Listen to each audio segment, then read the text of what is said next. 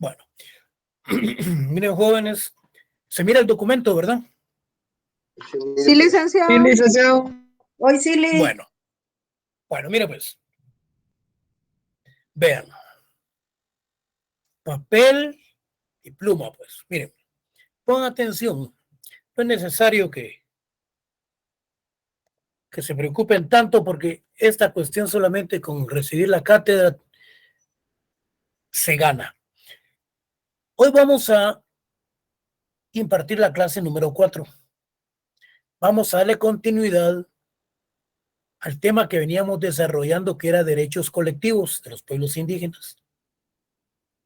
Hoy vamos a ver lo que es la conceptualización de indio y de ladino. Y nos vamos a quedar con los acuerdos de paz. Pongan atención.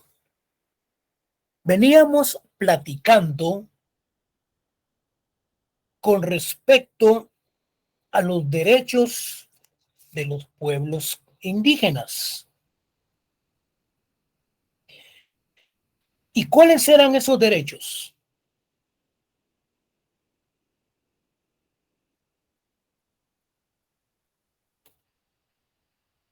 Entonces, decíamos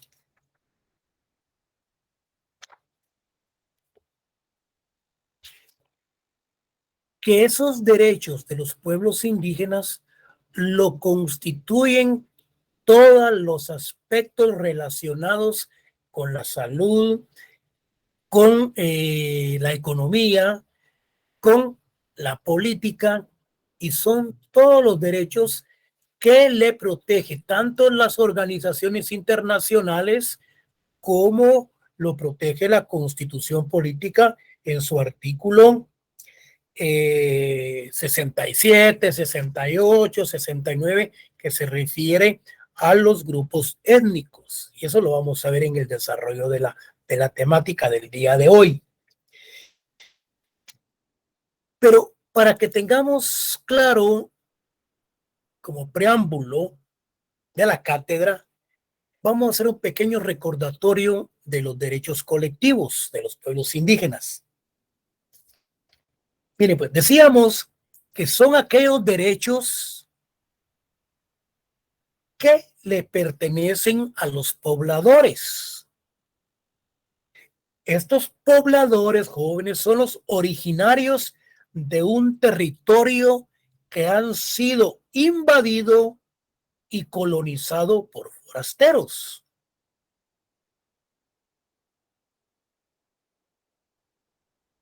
El derecho consuetudinario, cuando lo hablamos desde el punto de vista doctrinario, son derechos de los pueblos indígenas. Entonces, puede ser ampliamente entendido en relación al colonialismo. Cuando nos referimos a los derechos de los pueblos indígenas, son todos los derechos que actualmente tienen los pueblos indígenas y los cuales han sido ratificados por el Estado de Guatemala. Son los derechos no inherentes, sino que son derechos conquistados a través de las luchas campesinas, ese reconocimiento que el Estado le ha dado, ese apoyo internacional a través del convenio 169 de la Organización Internacional del Trabajo. Ahora bien, cuando nosotros nos referimos al indio, esto es como cuestión, como preámbulo para que ustedes se vayan formando la idea de cómo es que vamos a manejar la temática. Cuando hablamos del concepto, cuando hablamos del término indio, jóvenes, vean, este es un término peyorativo, ofensivo, es un término discriminativo. Pero el problema es de carácter erróneo, porque a la venida de los colonizadores América, a la venida de los forasteros América, principalmente Cristóbal Colón, creyó haber llegado a las Indias. Y como consecuencia, vino Cristóbal Colón erróneamente y dijo, hemos llegado a las Indias Orientales y por lo tanto hemos conquistado a los indios. Erróneo. Los indios son los que poblaron Estados Unidos. Los indios son los originarios del Asia, son los originarios de la India. Ellos son los indios. Pedro de Alvarado, cuando vino a América y llegó a México, entró a Guatemala, él les llamó naturales.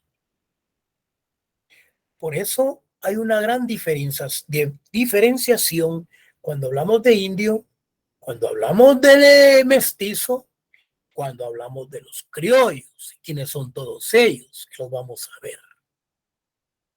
Entonces, como consecuencia, jóvenes, este concepto, este término indio es peyorativo, es ofensivo, el cual debe desaparecer en nuestra clase social. Entonces, ¿quién es el ladino? El ladino, lo mismo que el indio, son dos conceptos, son dos términos de carácter eminentemente ideológico, que provienen desde la época de la colonización. Entonces, ¿quién es el ladino? Bueno, aquí tenemos por lo menos unas pequeñas definiciones. Pero el ladino son las personas quienes han nacido de ese mestizaje, de esa relación de un criollo con un indígena. Entonces, cuando hablamos de ladino, también decíamos que es un concepto ideológico surgido en la época colonial. Son individuos carentes de una identidad autónoma. Necesita identificarse por preferencia, ubicado en el medio entre el que explota y aquel que es explotado. Me explico. Quiere decir que el ladino es la persona que se encuentra entre el indio y el que es y el explotador. Dice él que es una persona que se encuentra en intermedio. Pero el ladino se le considera como aquella persona sagaz, persona astuta, que se dan además como concepto ideológico en la época de la colonización. Ahora bien, no confundamos derechos humanos con acuerdos de paz. ¿Qué es lo que sucede? Los acuerdos de paz, jóvenes, es esa firma que se plantea, es esa firma que se realiza entre el gobierno de Guatemala y la Unión Revolucionaria Guatemalteca, que mantienen o mantuvieron, pues más bien dicho, 36 años de lucha constante. Como consecuencia, los acuerdos de paz es esa firma, la cual es una institución donde se trazaron las metas para el cumplimiento de los derechos y oportunidades que consigna la Declaración Universal de los Derechos Humanos, cuyo enfrentamiento armado duró 36 años entre el ejército del Estado de Guatemala y la Unidad Revolucionaria Guatemalteca.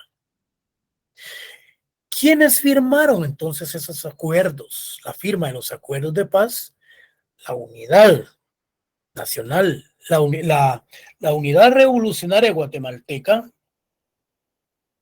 y la URNG y el ejército y el Estado y el gobierno de Guatemala. Bueno, con esa introducción nos hemos formado ya una idea que es lo que vamos a trabajar el día de hoy. Entonces, aquí nos quedamos el último día de clase. Los derechos colectivos, ¿cuáles son entonces? Decidir sus formas internas de convivencia y organización social, económica, política y cultural. Aplicar sus propios sistemas normativos en la regulación y en la solución de sus conflictos internos. Esa aplicación del derecho consuetudinario, esa aplicación de la justicia que se da en el interior de la República, principalmente en los pueblos rurales relacionados con los grupos étnicos. Yo les recuerdo que les planteaba el caso que se dio también con el aspecto este del traslado del alcohol clandestino que se daba en Panajachel, en Sololá, para celebración de sus fiestas. A ustedes les planteé ese caso, ¿verdad? Sí, licenciado. Perfecto. Entonces, luego, elegir por medio de sus tradiciones y culturas a las autoridades o representantes, garantizando la participación de las mujeres, preservar y enriquecer todos los elementos que constituyan en cultura esa identidad. Cuando nos referimos a la identidad de los derechos de los pueblos indígenas jóvenes, nos estamos refiriendo a su forma de ser, a sus características, a su forma de vestir, a su idioma. Todo ello conforma lo que es la identidad. Entonces, los pueblos indígenas tienen derecho a promover, desarrollar y mantener sus estructuras institucionales y sus propias costumbres, la espiritualidad, tradiciones, procedimientos, prácticas y cuando existan costumbres o sistemas jurídicos de conformidad con las normas internacionales de los derechos humanos. Aquí, cuando hablamos de las costumbres y de la espiritualidad, nos estamos refiriendo a aspectos relacionados con lo que es la cosmovisión. Y cuando hablamos de las normas internacionales, nos referimos al convenio 169 de la OIT, asimismo como a la Organización de las Naciones Unidas y otros instrumentos de carácter internacional que velan por el cumplimiento de las normas suscritas por todos los países independientes relacionadas con los derechos indígenas. Los pueblos indígenas tienen derecho a su propia identidad integral, cultural tangible. Así como es paréntesis, cuando hablamos de los aspectos tangibles, por ejemplo, Antigua Guatemala, sus aspectos tangibles, nos estamos refiriendo pues a todo lo que se puede tocar, a todo lo que se puede ver, todo lo que se puede percibir de una forma clara y precisa. Esos son los aspectos también que conlleva el derecho colectivo. Y lo tangible, pues contrario censo, lo que no se puede percibir a través de los sentidos. Como consecuencia, el aspecto cultural tangible, incluyendo el histórico y ancestral, así como la protección, así como la preservación y mantenimiento y desarrollo de dicho patrimonio cultural por su continuidad colectiva y la de sus miembros. Entonces, entre los derechos colectivos de los pueblos indígenas figura el reconocimiento a su historia, su lengua, su identidad y cultura propia, y el derecho colectivo a las tierras, los territorios y los recursos naturales que tradicionalmente han ocupado y utilizado, así como el derecho a sus conocimientos y tradiciones. Entonces, los derechos colectivos conforman esa parte que los hace a ellos participar como personas que conforman parte de un Estado. Es más, están protegidos interna e internacionalmente por los mismos instrumentos jurídicos. Los pueblos y las comunidades indígenas tienen derecho a su autonomía y a la libre determinación, así como al uso y aplicación de su derecho consuetudinario, a su lengua, la consulta previa, a la preservación de su cultura y a los accesos a la tenencia de la tierra, al uso y disfrute racional de los recursos naturales. Cuando nos referimos a esa consulta previa, lo vamos a ver adelante, está regulado en el artículo 6 del convenio 169, que, fíjense ustedes, dice que las consultas relacionadas con las explotaciones mineras, estas deben ser previo a las explotaciones con los grupos étnicos. Y está regulado en el convenio 169. En Guatemala tenemos el Ministerio de Minas y de Energía y Minas, y también el Ministerio del Medio Ambiente. Estos son los que autorizan las explotaciones mineras, pero esas explotaciones mineras se autorizan siempre y cuando se haya practicado una consulta. Se ha practicado con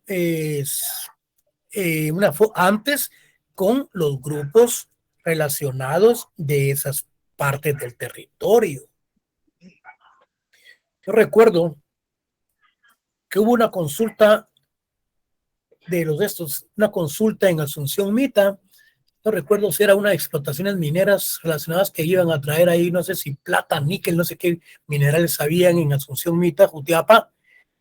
Y realmente se realizó una consulta en donde el pueblo no permitió que se realizaran esas explotaciones mineras por las grandes contaminaciones que hacían. Interponen un recurso de amparo los perjudicados en virtud que dicen que ellos en Asunción Mita no hay grupos étnicos ni grupos indígenas para la consulta previa, y quienes la realizaron no fueron los indígenas, sino que fueron los ladinos. Pero si lo miramos desde un punto de vista eminentemente práctico y filosófico, aquí había una gran perjudicación en el medio ambiente y en el territorio de Asunción Mita. Si no estoy mal, creo que está el recurso todavía en la Corte de Constitucionalidad. Entonces, al derecho indígena se conoce como un derecho consuetudinario. Este aspecto consuetudinario se refiere a la doctrina, conocido también en otras legislaciones como derecho indígena o derecho propio. Constituye una manifestación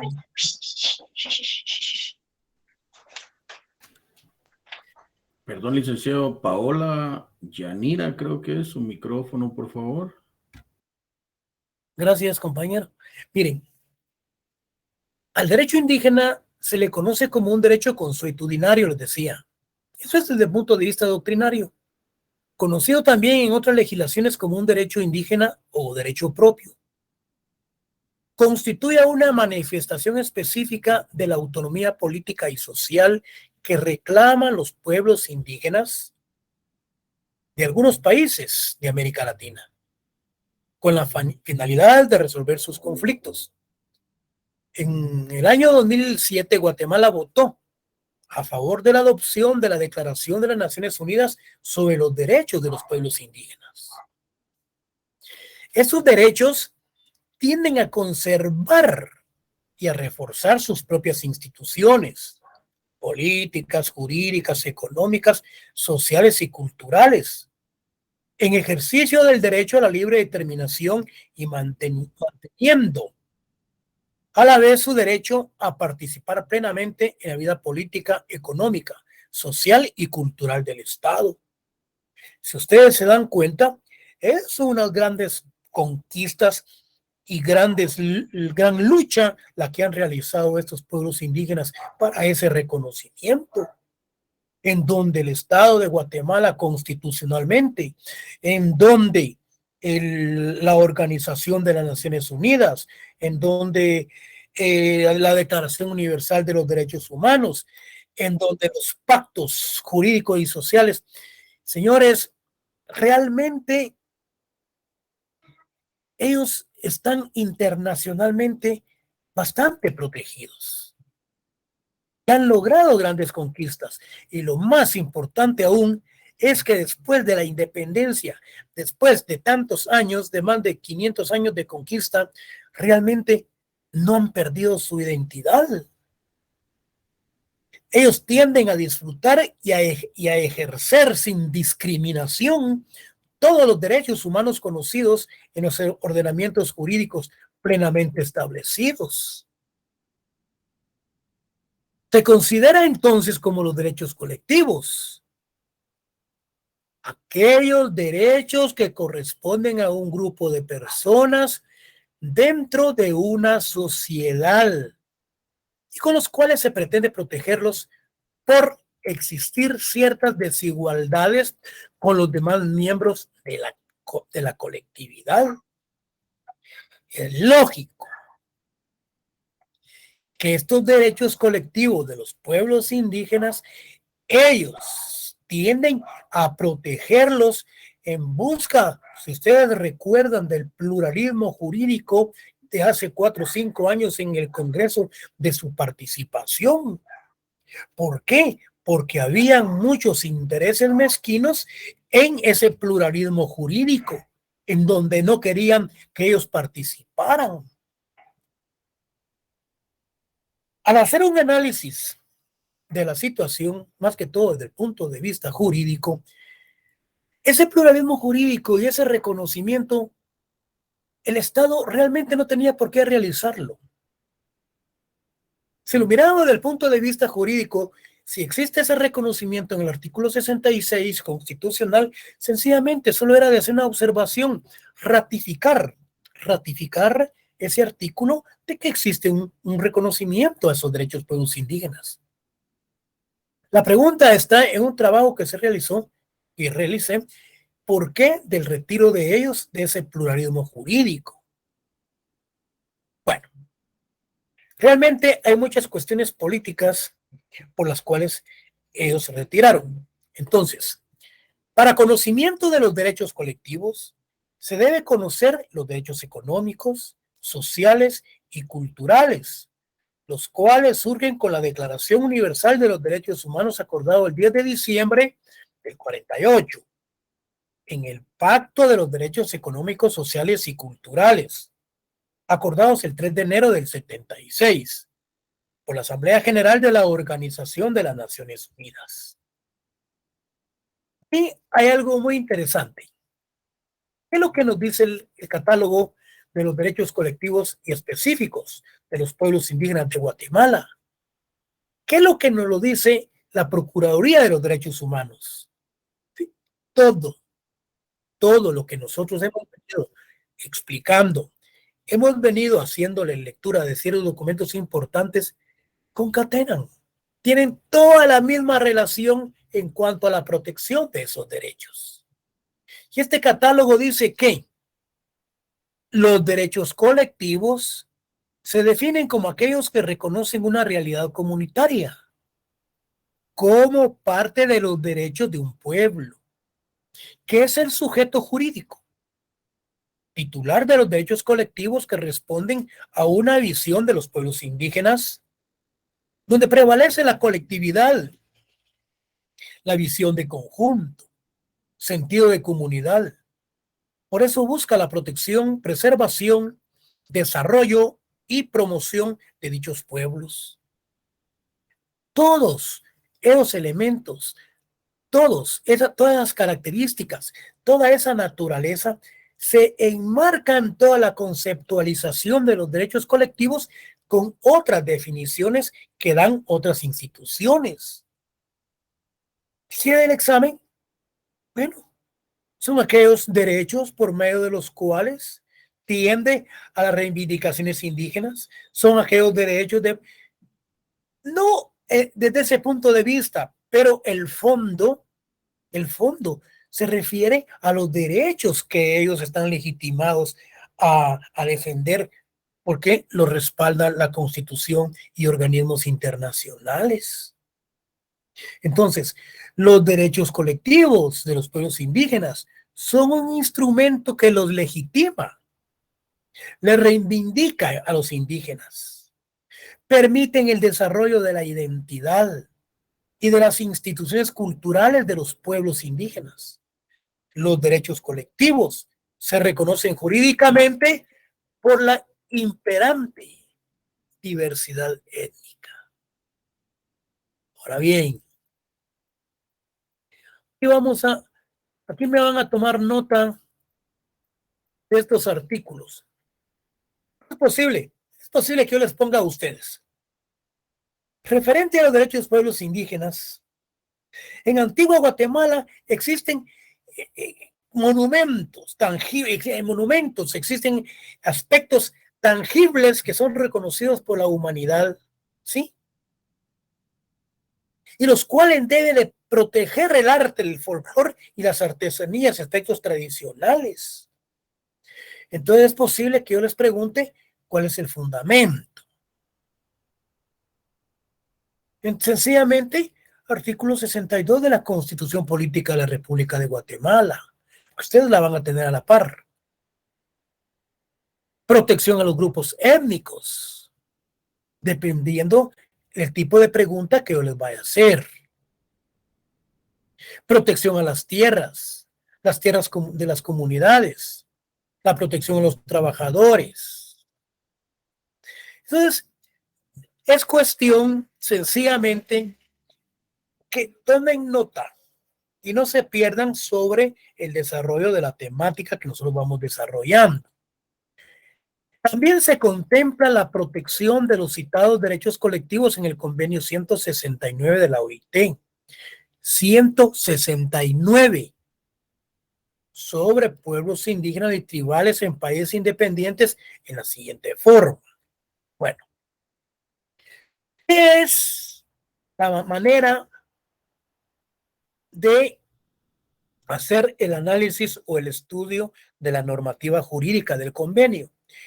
Si nos ponemos a analizar el convenio, jóvenes, pasamos todo el semestre estudiando solo el convenio y no salimos de él.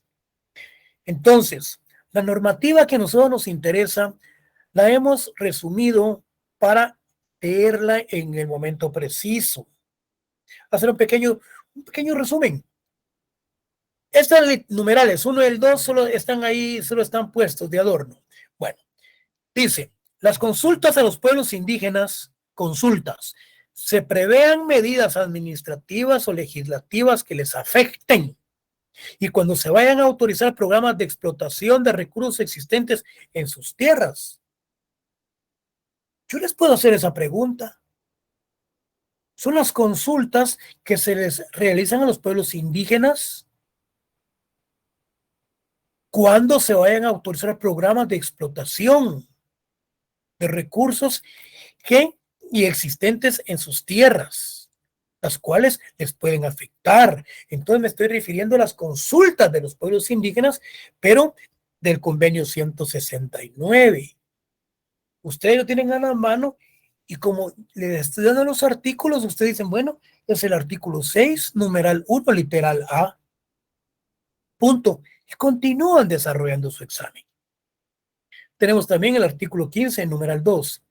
Cuando hablamos de las prácticas religiosas, artículo 5. Cuando participación política libremente, artículo 6. Cuando se deciden sobre sus prioridades en su desarrollo, artículo 7, numeral 1. Bueno, pueden anotar artículo 1, numeral 1, literal A, y el artículo 15, numeral 2. Luego tenemos el artículo 5, literal A y B. Luego tenemos el artículo 6, numeral primero, literal B. Y tenemos el artículo 7, numeral 1. Tenemos también así como el derecho consuetudinario, artículo 8, numeral 1. Las costumbres, artículo 9, numeral 2. La posesión de sus tierras, artículo 14, numeral 1. Utilización de su medicina, artículo 25. Entonces, realmente, ¿para qué los voy a poner a leer todo el convenio si solamente estos artículos son los que a nosotros nos interesan? Aquí me van a poner mucha atención. Miren pues, por último, los derechos colectivos son los derechos cuyo sujeto no es un individuo. Es lógico. Como es el caso de los derechos individuales, sino que es un conjunto colectivo de un grupo social. Mediante esos derechos se pretende proteger los intereses e incluso la identidad de tales colectivos. Se definieron a partir esos derechos colectivos. Ojo, se definieron esos derechos colectivos a partir del derecho de autodeterminación, que engloban en los llamados derechos de tercera generación. Según la teoría de las 3 generaciones de los derechos humanos. Esa englobalización basado a esa teoría de los derechos humanos ha recibido entonces el nombre de derecho de tercera generación o bien derechos colectivos de solidaridad. Derechos de tercera generación principalmente o bien derechos colectivos o de solidaridad, pero están enmarcados en estos 3 aspectos fundamentales de los derechos humanos. La llamada teoría de las 3 generaciones de los derechos humanos, conocida para dividir los derechos humanos en las 3 distintas generaciones, son en base en los derechos civiles y políticos, los derechos económicos, sociales y culturales, y los derechos colectivos o de solidaridad. Entonces, recibe entonces ese derecho de tercera generación, los derechos colectivos de los pueblos indígenas que están englobados o se fundamenta en esa teoría de los 3 aspectos que se refiere a los derechos humanos. Miren qué interesante este aspecto de los derechos de tercera generación. Engloba a los derechos humanos. Vamos. Bueno, aquí vamos a entrar a lo que es el indio. Sin ofender, sin aspectos de estigmatización, ni criminalización, ni de deshumanización, en lo absoluto, como los han tratado.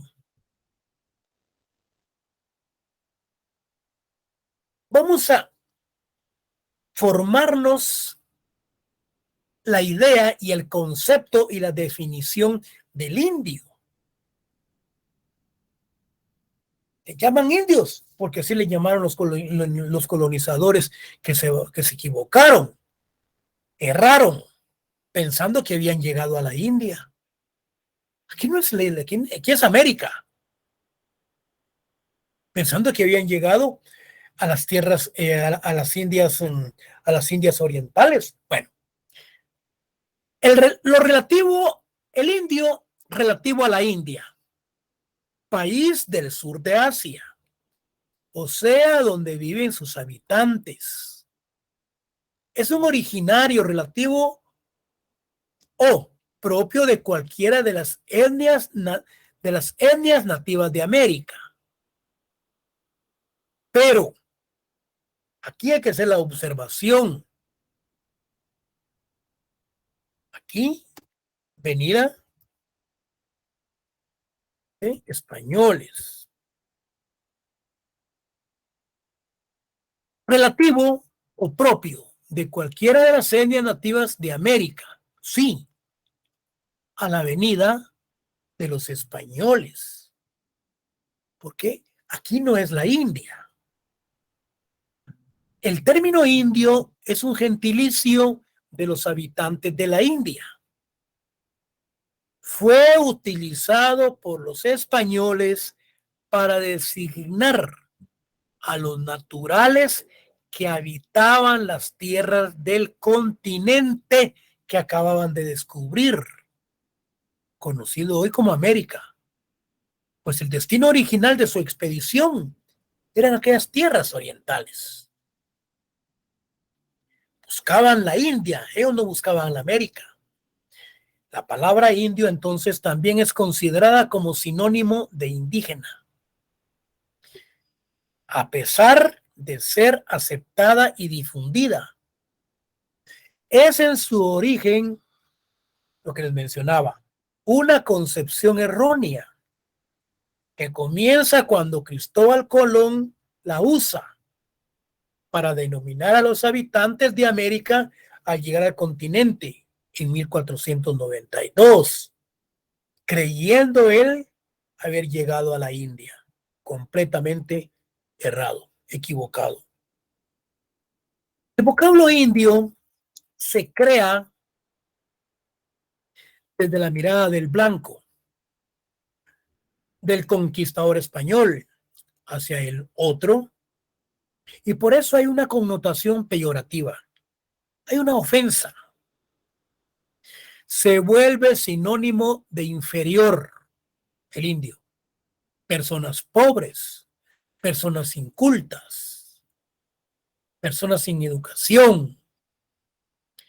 Entonces, el indígena es sinónimo de la palabra aborigen. ¿Y qué es el aborigen? Él es el originario del suelo en que se vive. Los grupos aborígenes del occidente, donde ellos viven.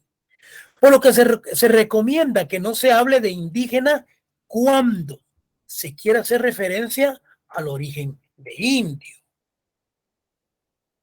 Es decir, que no se hable de indígena cuando se requiera hacer referencia al origen de indio.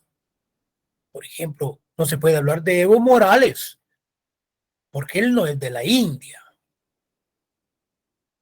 Bueno, la categoría de indio denota la condición de colonizado y hace referencia necesaria a la relación colonial. La diferencia entre indio, indígena y aborigen. ¿Quién es el indio? ¿Quién es un indígena y quién es el aborigen? Entonces decíamos que el indio es un concepto ideológico que surge y nace con la venida de los españoles, erróneamente. Indígenas, los que viven en determinados lugares de ubicación a la venida de los españoles y que todavía se ubican. Aborigen, los que conforman parte de un lugar del estado o de un lugar de lugar de origen, de lugares tribales donde ellos se encuentran, el territorio.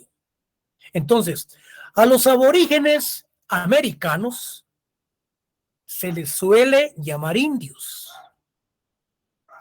Y los indios son las personas naturales de la India. El equívoco se produce cuando llegó a América, se pensaba que se había llegado a la India. Para corregir este error común, se ha empezado entonces a utilizar el término pueblo originario. Es decir, en vez de decirles que son oriundos, que tienen origen de indios, hoy se les dice que son oriundos del pueblo originario. Por no decirles indios, porque se ofenden y es algo peyorativo, ¿verdad? ¿Por qué? Porque realmente los consideraban como otro tipo de clase social. Bueno, el indio era considerado como súbdito del rey y por lo tanto diferenciado de los negros, de los esclavos. Estos tenían obligaciones, pero también tenían derechos que les otorgaban las leyes de Indias, si bien eran considerados, por ejemplo, los menores. Estas leyes de Indias jóvenes realmente jamás se cumplieron. Venían de España, pero aquí los conquistadores y colonizadores realmente casi no le daban cumplimiento a esas leyes, porque tenían a los pobres indígenas como que eran esclavos. Fueron colonizados, fueron despojados, se les quitó sus tierras, los trataban como ellos querían y no como seres humanos. Entonces, la diferencia entre indio e indígena, Licenciado, ¿qué manda? una consulta. Entonces, prácticamente el que era considerado indio americano tenía más derechos que un negro. Sí, porque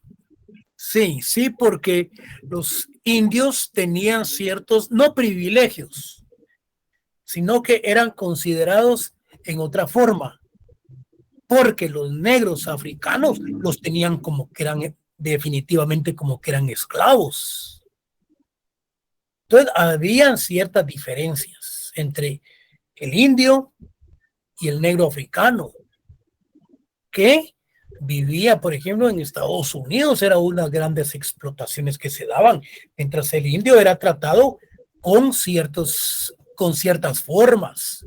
Y en América, aplicando las leyes de Indias. Bueno, la diferencia Y digamos, sí, en este contexto, dice usted aquí en sus apuntes que eran considerados menores. principalmente, sí, principalmente sí, menores de Menores que edad. los negros. Ah, menores de edad. Sí, pues.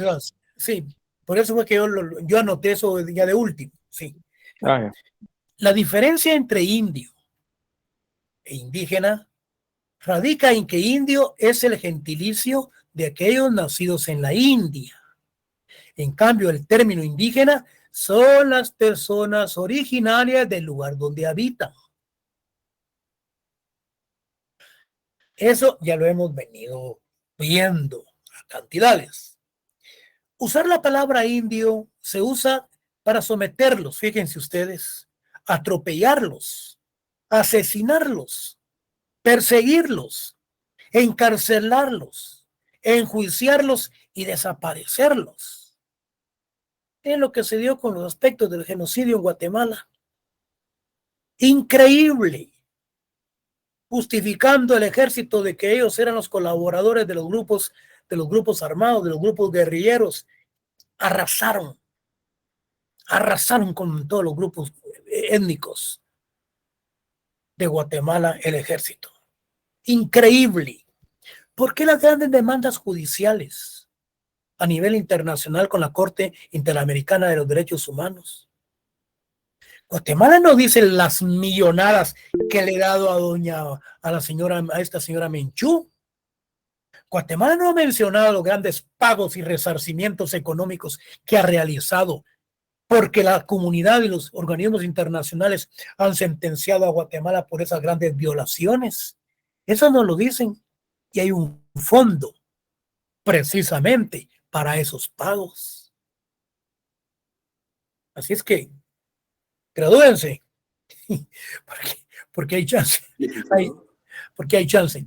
Bueno, sigamos. Disculpe, con una consulta. Cabal, precisamente este tema de genocidio me causa un poco de duda a mí, porque he escuchado que varios licenciados tienen en su criterio de que no existió genocidio aquí en Guatemala por el tema de que no se mataron a las personas indígenas por el hecho de ser indígenas, no que por estar aliados precisamente por el... Fíjese que no, mire, no, lo último que dicen muchos abogados que no es genocidio porque no fueron a indígenas los que mataron, dice. No, que no fue genocidio porque no era por el tema de querer erradicar a los indígenas. No. Eso es lo que he escuchado de otros licenciados y me causa curiosidad el punto de vista que usted tiene y me llama bastante la atención. No, permíteme. Lo último no te lo escucho. Vean, con respecto, mire pues, es que aquí hay una gran división. Aquí hay una gran división con respecto a lo que es un genocidio. Partamos, ¿qué es el genocidio? Si hablamos de un genocidio, si hablamos de un etnocidio cultural, es la destrucción de la cultura de un grupo étnico. Pero si hablamos de un genocidio, señores, es la destrucción física de la vida de muchas personas que pueden permanecer a un grupo afín político, a una religión. Ese es un genocidio. Y de ese punto de vista, los juzgadores, doña Yasmín, ¿cómo se llama? La del tribunal de mayor riesgo. ¿Cómo? Yasmín Barrios. Sí, doña Yasmín, ella sentenció a varios militares por genocidio, por las grandes violaciones de los derechos humanos que se cometieron con toda esta raza indígena. ¿Por qué? Porque supuestamente fundamentaron de que ellos eran los guerrilleros y los que apoyaban a los del movimiento de la Unión Revolucionaria Guatemalteca principalmente. Hay libros. ¿Por qué mataron a aquel sacerdote, a Monseñor Gerardi? Por el que escribió la realidad histórica de las matanzas que se dieron. Hay muchos criterios real. Yo les estoy impartiendo la cátedra desde el punto de vista práctico, teórico y filosófico, cómo es que se dieron los hechos. Yo tengo mi propia concepción, qué fue lo que sucedió y qué fue lo que se dio. Pero la cátedra habla de un genocidio y esto lo vamos a ver adelante. Cuando hablemos del genocidio cultural, vamos a ver el genocidio. Si los catedráticos les dicen que no se dio genocidio en Guatemala, entonces pregúntenle, ¿cuál es su argumento y su concepción filosófica sobre el hecho? Bueno, que los que murieron no conformaban parte de un grupo social, no que eran dispersos, y va a principiar. Entonces dígale, bueno, ¿y por qué doña Yasmín Barrios, como juez presidenta de un tribunal de mayor riesgo, lo sentencia por genocidio? Entonces, ¿dónde caemos? ¿Hubo genocidio o no? ¿Qué es genocidio? Es la destrucción física de un grupo de personas que pertenecen, por ejemplo, a una religión. Yo le digo al compañero que me hizo la pregunta, ¿qué sucedió con los judíos? Los erradicaron, o los querían erradicar. Sí, pero ¿qué sucedió? Ahí no fue un gran genocidio de la muerte de más de 6,000 judíos los que se dieron. Entonces, son cuestiones que tenemos que analizarlas y cuando estemos en la temática, entonces vamos a ver qué es un etnocidio cultural, qué es un parricidio. Bueno, parricidio entramos a lo penal, pero aquí vamos a ver el genocidio. ¿Por qué a doña Barrios, a doña señora esta que tiene nombre de Flor, me la condecoran internacionalmente como una excelente jueza? Es lógico. Por el cumplimiento, es lógico. Por la defensa de los derechos humanos, ¿verdad? que son los que prevalecen internamente. Si miramos la Constitución Política de la República, no hay ningún artículo sobre el ordenamiento jurídico plenamente establecido en la Constitución. Yo creo que es el artículo 48. Todos los aspectos eminentemente tratados en materia de derechos humanos prevalecen sobre el derecho interno. Entonces, tenemos que respetar la norma. Yo les estoy hablándoles, explicándoles qué dice un autor con respecto al genocidio. Otros leen por ahí, no hubo genocidio en Guatemala. Sí, yo les puedo mencionar los de la comisión o la misión esa del terrorismo. Si ellos defienden a todos los soldados, a todos los chafarotes, por ellos es que anda huyendo Miguel Ángel Gálvez. ¿Cómo se le llama a estos del terrorismo? Bueno, les puedo mencionar los nombres que no la conforman. Miren, Miguel Ángel Gálvez anda huyendo por esa misión del terrorismo en Guatemala. Erika Ifán anda huyendo por ella. Telma Aldana, todos, porque todos ellos interpunieron que se habían dictado sentencias extra petit. Más que todo por esta situación de tener presos, dictar actos de procesamiento a los detenidos, a los delincuentes, lo cual no está regulado en la ley y que es algo invento. Si no se les detiene, si no se les dicta autos de procesamientos, estos se van. Se ahuyentan. Dice el presidente de la República que entrevistó a uno de los candidatos a fiscal y le preguntó sobre cuando se dicta acto de procesamiento para la detención de una persona. Dice que el magistrado le dijo, señor presidente, le dijo, es la costumbre que se queden presos, le dijo. Él no tenía que decir eso. Eso es lo que dijo el presidente. Me dice el magistrado que es la costumbre que se dicte auto de prisión o de procesamiento. ¿Por qué no le habló desde el punto de vista doctrinario?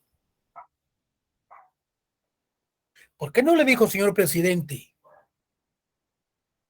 Nuestro ordenamiento jurídico establece plenamente que existe el peligro de fuga, ¿sí? Pero no decirle que por costumbre se dicta el acto de procesamiento. No, hombre, ahí se baboseó, se jodió.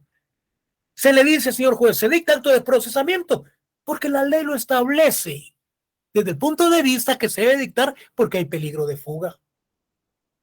Entonces, retomando el tema, como lo dice el compañero, varios abogados le van a decir, no hay genocidio. Pregúntele si él pertenece a esta cuestión del, ¿cómo se le llama? Una comisión del terrorismo que la dirige Ricardo Méndez Ruiz. Licenciado, Fundación contra el Terrorismo. Exactamente. Pero realmente es Fundaterror. Han hecho estragos. Trajeron a todos los que salieron huyendo y sacaron a todos los que estaban haciendo bien, ¿verdad? Miren, esta fundación contra el terrorismo, señores. Miren, yo no sé, los jueces como que les tienen miedo. Está de besito con la fiscal general. Están sacando a todos los delincuentes y están persiguiendo a todos los inocentes. Una situación eminentemente caótica. Pero retomando el tema, mire, hay discrepancias y hay libros y hay muchas interrogantes con respecto al genocidio en Guatemala. Yo le puedo dar un criterio. Mire, genocidio es esto. ¿Qué fue lo que sucedió en Guatemala? ¿A quiénes mataron? Animales. ¿A cuántos mataron? Una gran matanza de personas. Todo que lo cometió el ejército. Jóvenes, violaciones de niñas, violaciones de señoras. ¿Qué no se dio en ese enfrentamiento armado de los 36 años? Aquí la mayoría son jóvenes, pero no conocen la realidad histórica del país.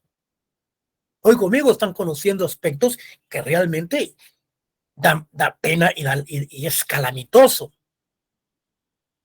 Actualmente, las organizaciones internacionales son las que han velado y las que han luchado para ese reconocimiento internacional a nivel americano de todos los daños y de los perjuicios que ocasionaron los forasteros en América.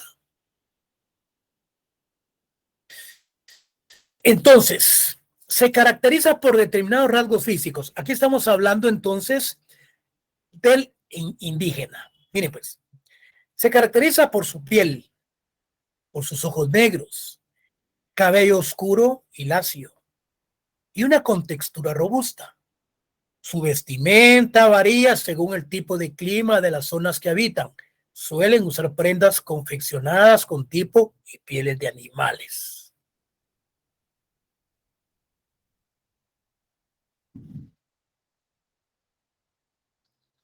Bueno.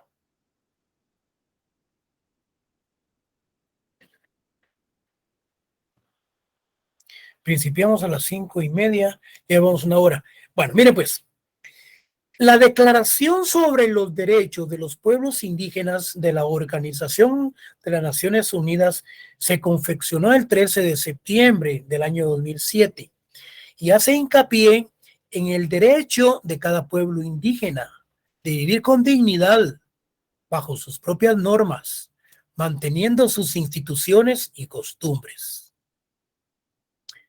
Pedro de Alvarado le llamó naturales, pero a partir de la colonización surge el concepto de indio, como si éste existiera desde la eternidad y debe seguir existiendo según el principio criollo. ¿Y quiénes son los criollos? Son los hijos de los españoles, nacidos en Guatemala. De que el indio siempre ha sido indio, dicen ellos, y siempre será indio. Miren qué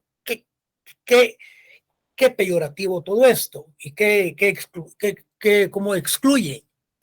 Esta constituye una condena eterna y significa una negación permanente al derecho al desarrollo económico, político y social que ha tenido el indígena guatemalteco.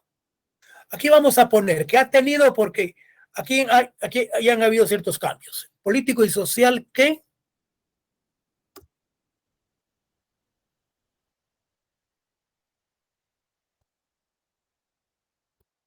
ha tenido el indígena guatemalteco, como lo dice Severo Martínez Peláez en su trabajo ¿Qué es el indio? Dice, Severo Martínez se refiere en su concepto de indio. Dice que como que si este término, dice él, existiera desde hace mucho tiempo, desde antes de la conquista, dice, desde la eternidad, dice, y él dice que debe seguir existiendo, dice, según el principio criollo de que el indio siempre ha sido indio y será indio. Esta constituye una cadena eterna y significa una negación, dice. Permítanme, esto ya lo vimos. Bueno, constituye una condena eterna y significa una negación permanente al derecho al desarrollo económico, político y social que ha tenido, dice el indígena guatemalteco, como lo dice Severo Martínez.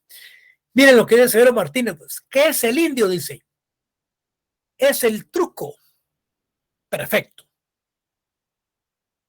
Él dice que se presenta al indio como una realidad definitiva y no como una condición histórica determinada a la que ingresó un conglomerado humano en un momento dado.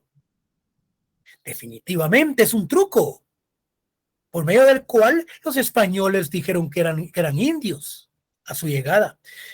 Entonces dice que se escamotea, dice, así el hecho fundamental de que los indios son seres humanos a quienes la dominación colonial les imprimió ciertas características y que incorporado, dice él, a situaciones distintas necesariamente tomarán otras características y dejarán de ser indios.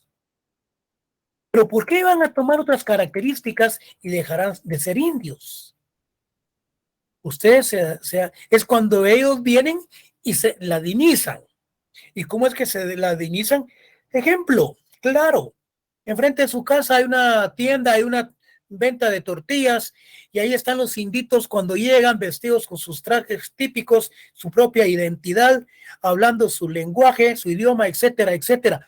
Pero cuando llega alguien ahí, ellos ya no hablan su idioma, ellos ya no hablan su dialecto, sino que se ponen a hablar en español. Al mes ya andan, ya dejaron las sandalias, ya andan con zapatos tenis de marca y de pantalón vaquero y con blusas. Entonces, ya ingresaron a una etapa de la ladinización. Pero sigamos, la concepción del indio como un ente invariable implica que se le concibe como un ser distinto del resto de los humanos. Pues a esto se les conoce como esencialmente su capacidad de cambio progresivo. Yo puse aquí, miren, la ideología criolla, dice en la investigación que hice, la ideología criolla, dice, deshistorizó. Pero esa palabra yo mucho no la acepto. Entonces puse, la ideología criolla criminalizó al indio en el afán general de deshumanizarlo, al tratarlo de tonto, al tratarlo de esclavo, al tratarlo de indio, etcétera, etcétera. En sí, el concepto de indio, como mencionábamos al principio, el día del examen, es un concepto ideológico, surgido en la época de la colonia con el fin de justificar el proceso de conquista, con el sometimiento y el despojo del patrimonio de los indígenas. ¿Sí? En el proceso de conquista y con el sometimiento del despojo y del patrimonio, punto. Nos estamos refiriendo a los indígenas, al indio guatemalteco. Héctor Rosada, ¿qué dice? En su obra Indios y Ladinos. Fíjense qué interesante, dice, el indio es un concepto ideológico que identifica al oprimido, que identifica al explotado, al débil, dice. Aquel que históricamente identificado como siervo colonial ha heredado a todas sus generaciones con el estigma del esclavo en una sociedad que se autodetermina libre. Él dice, ser indio es una actitud mental, es aceptarse inferior, débil e incapaz, es haber inyectado el estereotipo ladino y querer dejar a ser indígena a fin de lograr ser visto como ladino, lo que yo les mencionaba anteriormente con respecto a la ladinización. Entonces, en su tránsito hacia el mundo ladino, no perderá su condición de indígena, más bien deberá ocultarla, deberá intentar no ser visto como indígena para no ser tratado como indio. Fíjense ustedes hasta dónde se ha llegado. No llegará a ser ladino, a lo sumo aprenderá a actuar como tal.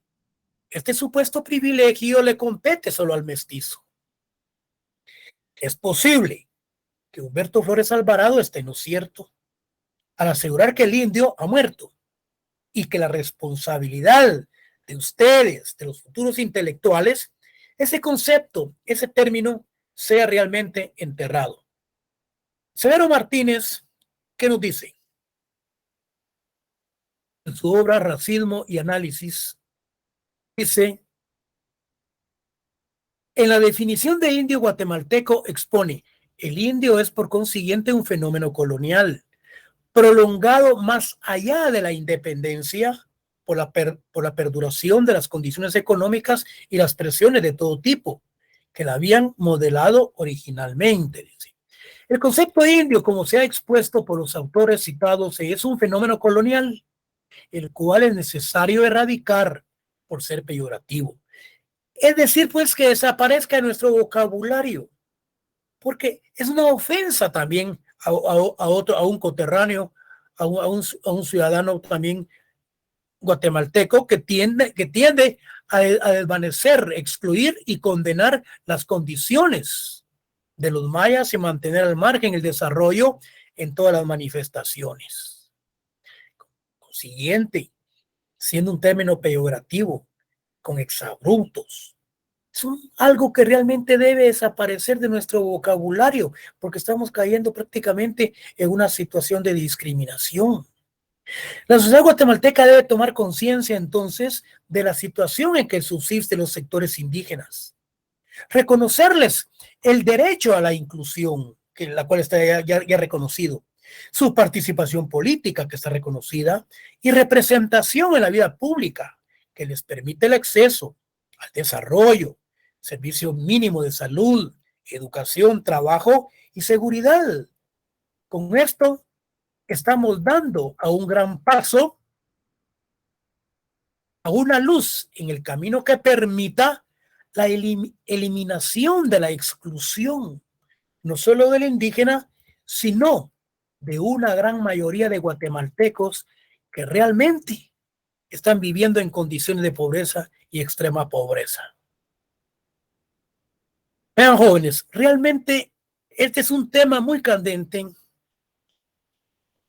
porque como lo hemos venido desarrollando, es una situación que realmente da pena y da tristeza por la forma peyorativa, por la forma de exclusión, por la forma en que se ha tratado a todos estos grupos vernáculos, a todos estos indígenas que han sido tratados como esclavos y que realmente cuando se dan las leyes de Indias, cuando se dan los principios de la época colonial, que la vamos a ver, ustedes se van a dar cuenta que poco a poco los indios van tomando ciertos aspectos relacionados en que se les están respetando sus derechos, así también como las grandes explotaciones que dieron los colonizadores a los indios cuando se les despojó de sus tierras y cuando se dan esos bloqueos,